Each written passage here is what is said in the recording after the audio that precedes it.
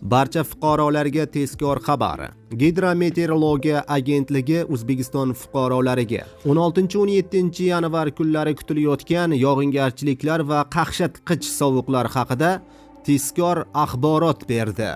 Assalomu alaykum, hurmatli tomoshabinlar, tezkor yangiliklardan birinchilardan bo'lib xabardor bo'lishni istasangiz, videorolik ostiga like tugmachasini bosib qo'yishni unutmang. Qoraqalpog'iston Respublikasi va Xorazm viloyatida havo bulutli bo'ladi, ba'zi joylarga qor yog'ishi, tuman tushishi mumkin. Harorat kechasi 2-7 daraja sovuq, kunduzi 2 daraja sovuq bo'ladi. Buxoro va Navoiy viloyatida ba'zi joylarga yog'ingarchilik, yomg'ir, qor bo'ladi. Havo harorati kechasi 3 daraja sovuq, kunduzi 2 daraja sovuq bo'ladi. Toshkent, Sirdaryo, Jizzax va Samarqand viloyatida ba'zi joylarga yog'ingarchilik, yomg'ir, qor bo'ladi. Tuman tushishi mumkin. Havo harorati kechasi va kunduzi 3-8 daraja iliq bo'ladi. Qashqadaryo va Surxondaryo viloyatida havo o'zgaruvchan bo'ladi.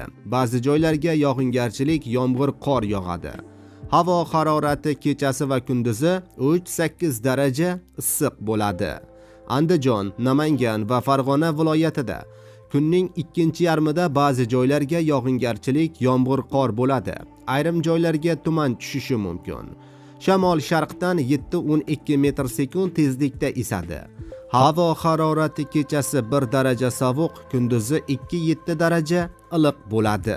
Respublikaning tog'oldi va tog'li hududlarida yog'ingarchilik, yomg'ir, qor ba'zi joylarga kuchli bo'ladi.